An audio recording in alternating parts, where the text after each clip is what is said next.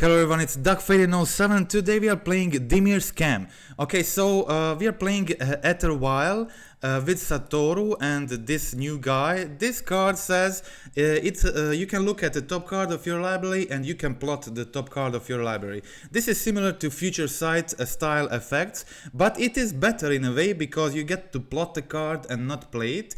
And it is better because you can plot Valki, God of the Lies. And you can plot it for 2 mana and next turn play it without play Tibalt, which costs 7 mana without paying its mana cost. So it's really crazy that way. And yeah, of course, you will still get to play all other cards and then dig for Valki. And if it stays enough on the field, getting to Valki becomes inevitable. And okay, so we also got 4 Jace Reawakened in this build, which also allow us to play Valki for Tibalt for free when we plot it with the Jace ability.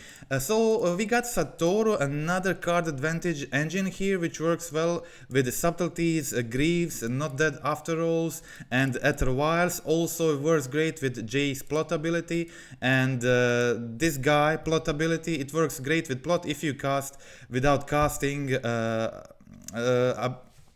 mana cost. After you plot it, you get to draw a card with Satoru. So there is a lot of synergy in this build. For removal, we got 4 push, 4 Bowmasters, and 4 subtleties. And in the sideboard, I got 2 Sheoldred Edicts, 1 Shot the Sheriff, and the Path of Perils, plus some Force of Negations, Dauthi Voidwalkers, Tidebinders, and that's about it. And 1 Otawara, of course. So that is the deck, and this 3 mana Future Sight card can be really crazy card advantage engine. It's especially good against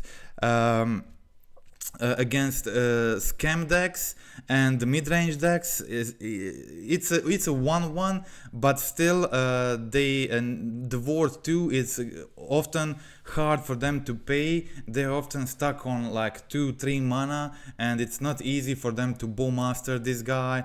So often it does a very good job, and if you can vial it in play, you get to do the plotting before opponent has time to react, so you can immediately get some value, and that's it. Okay, so let's go check out the gameplay. Okay, so let's check out match 1.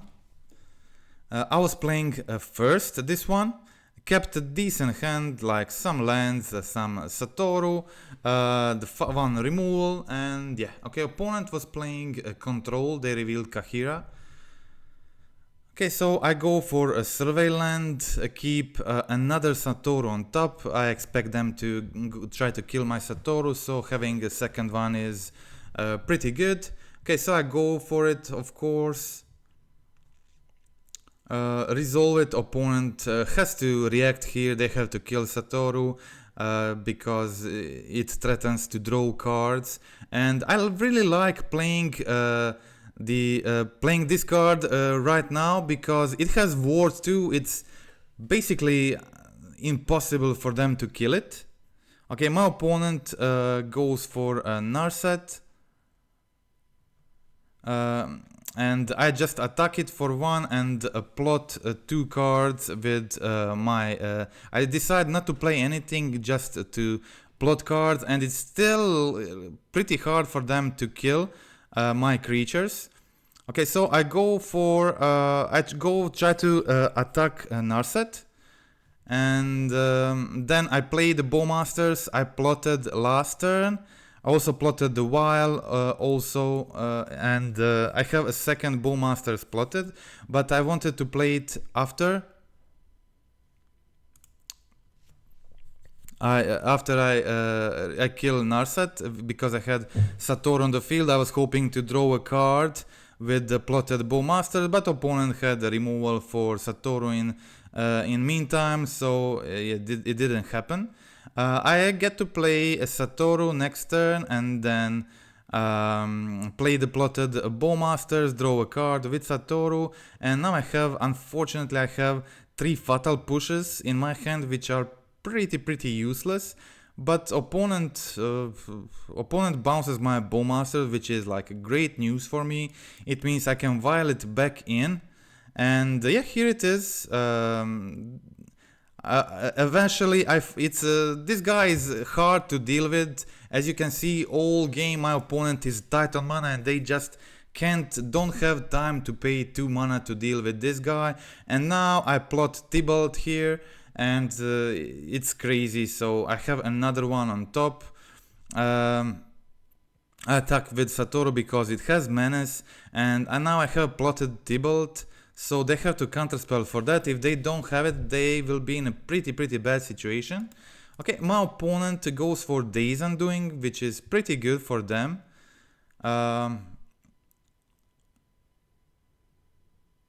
Pretty good for them. Here they try to Subtlety my Tibalt, but I have Subtlety of my own, and yeah, I negate their Subtlety, play my Tibalt, and then exile their Solitude, kill their Narset, and pass the turn. I have a lot of creatures on the field, and my opponent is on 6 life. They need something like Supreme Verdict, but they find solutions for most of my creatures here. So yeah, I go for Teferi, attack my opponent for 3, and now I plot some cards from the top. I plot Tibalt again, I plus the Tibalt, and I have a bunch of cards I can play. I got Solitude in the exile zone. I got another one of these. I got 3 plotted cards like Valki, Not Dead After Alls, a bunch of stuff I can do here, and still this version in this video is just slightly different. I had 2 cryptic codes instead of Subtlety 3 and 4. Later I decided to go with 4 Subtlety, but it's pretty close. I like both options.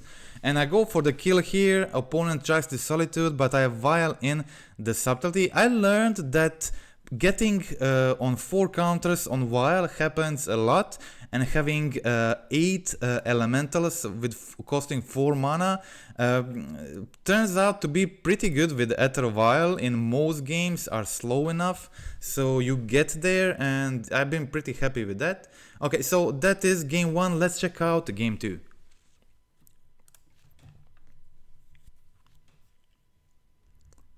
Okay, so this one is pretty good. I keep double Bowmaster, a bunch of cards here, bunch of good cards, bunch of cards my opponent has to deal with, and yeah, I have plenty of options. Drawing another land is great. Okay, so end of turn, I go for the Bowmaster, they let it resolve, then counter my Satoru. And I can just easily go for now double spell on my turn 4. Opponent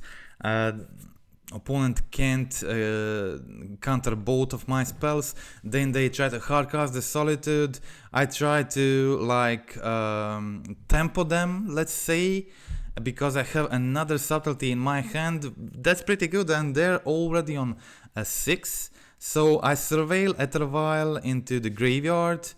And now I also have the Tidebinder, so pretty good situation for me here. Putting my opponent down on 1 life, and they go for Cosmic Rebirth instead of Solitude. I guess they had some. Guess they tried to go for Solitude plus Counterspell next turn. I guess that was their plan. Okay, so here I go for the attacks again. My opponent is now on 3. And yeah, they go Solitude plus Counterspell backup, I think. And I go for the Subtlety here. I guess they didn't have it. And Subtlety wins me the game. And that was the match. Okay, so let's check out match 2.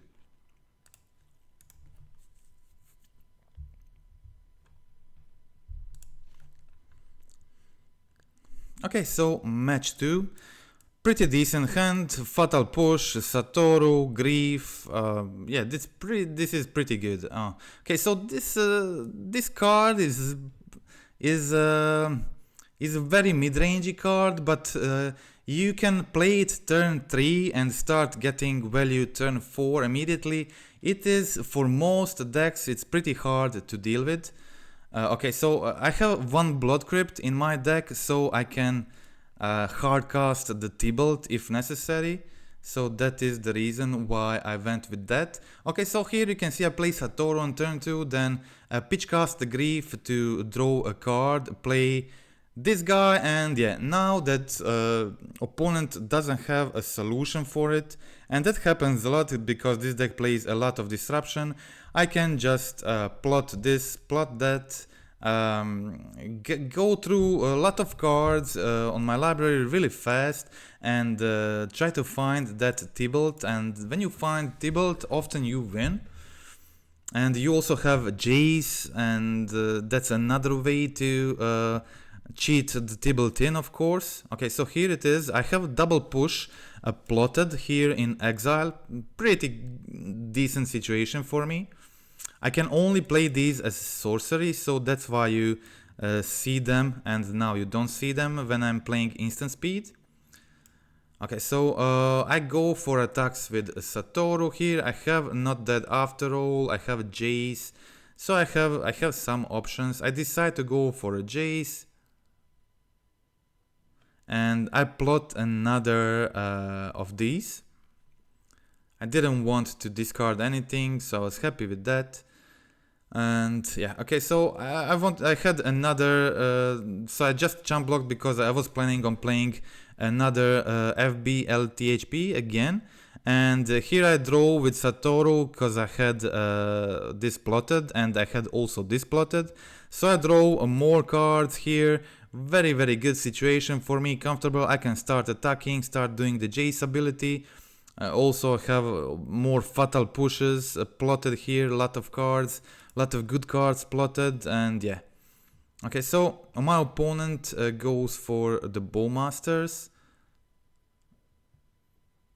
Sorry, I go for the Bowmasters. In response, opponent Boseiju me.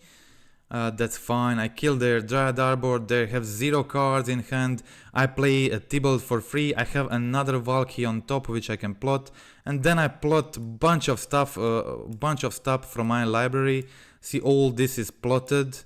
All these 5 cards, and Tibalt was plotted, and my opponent finally concedes. That is the game. Let's check out game 2. Okay, I won't show the sideboarding plan in this one because it's slightly different than the final version I settled on, which I showed in the beginning, so there's no much point in showing that one. Okay, so here I start with Aether Vial, but definitely, yeah, the Dauthis are good here. Against they can't combo through Dauthi, they have to kill it, so that is the card you definitely want to put in. Okay, so also Tidebinder is good against them, can make their relevant permanents into do nothing cards. Okay, so here I think best option is for me to cast the Dauthi and start attacking. They can't really block the Dauthi, so it's a good threat. Okay, opponent goes for a Ballista. Unfortunately, a Ballista is pretty good here. Okay, I go for the Satoru and then surveil a Valki. I put Valki on top.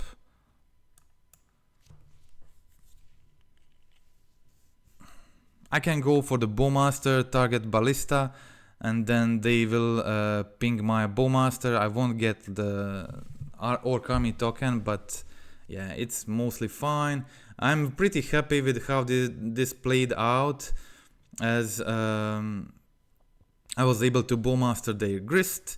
They killed my Dauthi, but I would say I'm in pretty good situation here. My opponent only has a Wall of Roots at the moment, and I'm in really comfortable position. Playing Valki. Valki is pretty good as a 2-mana creature here. Can take a lot of their creatures. I can pay mana to turn Valki into that creature. And I saw just opponent hand, they had a Chord of Calling and a Mortuary. So I'm pretty safe at the moment, but opponent top decks Yawgmoth. I do have Subtlety here, and I have a great attack next turn, which is enough for lethal, so that is the game. Even if it's not lethal, still my opponent will be too low on life to do anything, And yeah, I get, yeah, you see, I immediately getting value with this guy whenever I play it. And I got the Undying spell from the top. That's also already like you draw one card. You can next turn target Dauthi with it, sack the Dauthi, and immediately start getting value from this guy. It's great with fetches, so you have to play more fetches in your deck to enable it better. Yeah, that's it. The fetches are also good because of the surveillance, so I really like that. And yeah, okay, so that is match 2, and let's check out match 3.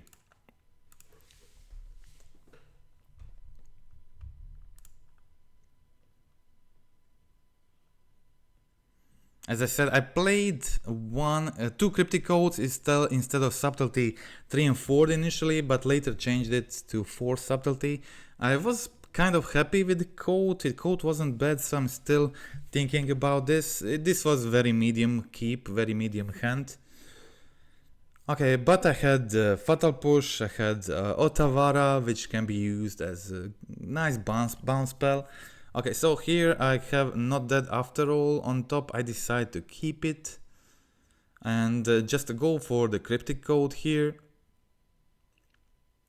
I resolve it and actually get Satoru. I can pay 2 mana to flip Satoru into the creature, but yeah, this one has ward, so for now it's better to just keep it like this. And yeah, my opponent was playing a combo deck, so yeah, they were playing Lotus Field, and they got Lotus here, and they untapped it with 6 mana in hand. My only interaction spell was Subtlety here, so definitely didn't have much.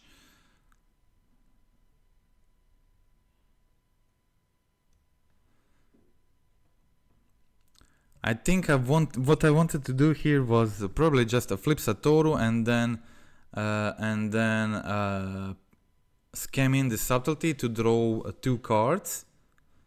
Also get another great attacker, and now I have 2 Bowmasters, which is pretty decent. Okay, so I go for the Bowmaster in response to their tap ability. And yeah, I go for the second Bowmasters too. They deal a lot of damage. Unfortunately, I probably should have played this sooner, but it's still fine. I get to do 4 more damage with Bowmaster, and if my opponent taps the One Ring now, they are pretty dead. So they have to kill me without using the One Ring, but they find the Underworld Breach, and yeah, now they have everything they need. So even with double Bowmasters against the One Ring, they were able to find the kill before tapping the One Ring second time. So yeah, they got this one. So let's check out how I won in the next 2 games. I have 4 Force of Negations in my sideboard, and the Force of Negation is pretty good against them. Also, Bowmaster is also a decent card. I usually want to cut a few of these. When playing against a combo deck like this, but keeping 2 is fine. Okay, so I start off with Satoru, and I can just play my spells and hold the Force of Negation, play the Bowmaster, instant speed. Opponent goes for the field here and tries to go for the grip.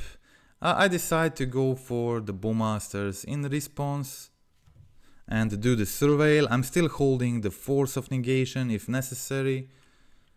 So I let them do the Steering Sting and see what they'll try to do here. They go for the Breach, and of course I definitely have to counter Breach. And yeah, when I counter the Breach, it's now much better situation. I go for save the fetch here, so I remove bad cards from my deck. And now I have Jace, I have Valki in my hand, which means I can plot Valki from my hand, and I can also plot the Valki from the top of my library. So this means I can play 2 Tibalts for free next turn. That is pretty crazy. It's pretty crazy. Yeah, okay, so I also have a Tidebinder on top, which maybe can be useful. And here opponent has 0 cards in hand and they go for Underworld Breach, but they don't have enough here to combo off, and my opponent just concedes. I think they miscounted something, so that was game over. Let's check out game 3.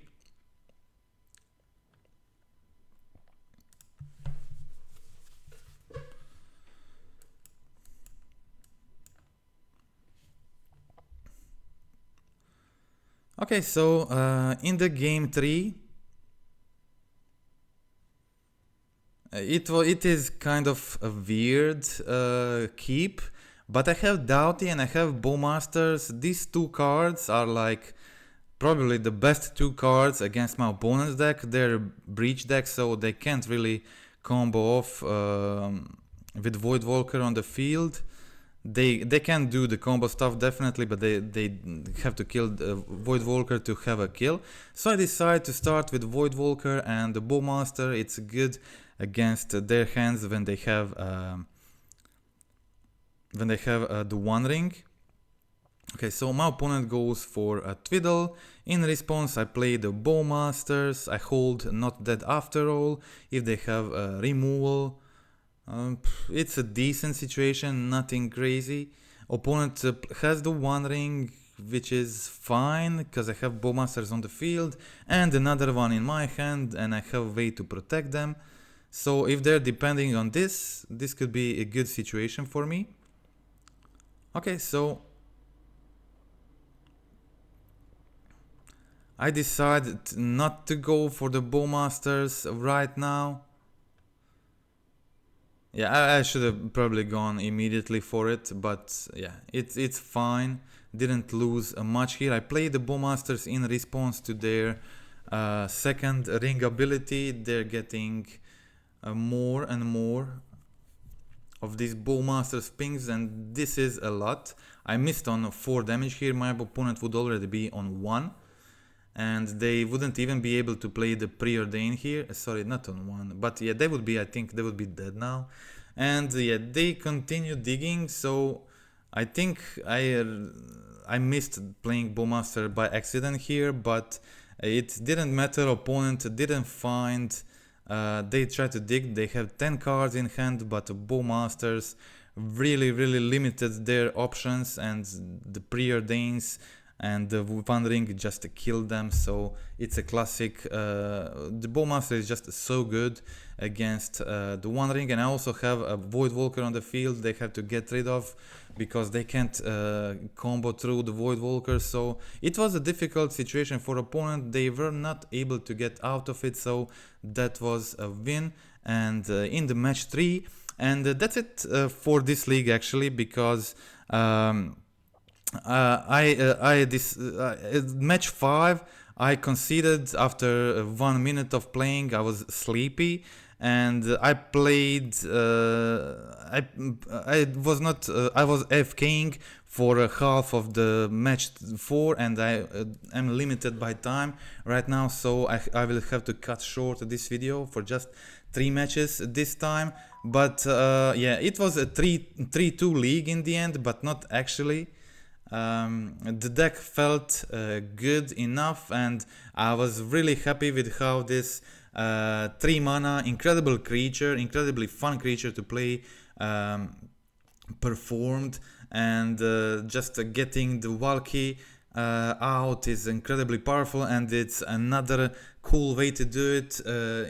Jace is also very good in doing it, but this guy just gets crazy, and it's very hard to kill it when you put it on when you play it on turn 3, and if you just while it in, then it's completely crazy. Okay, so what I wanted to try next is try to go back to that Aether Vial build I had, and then incorporate this card into that build too.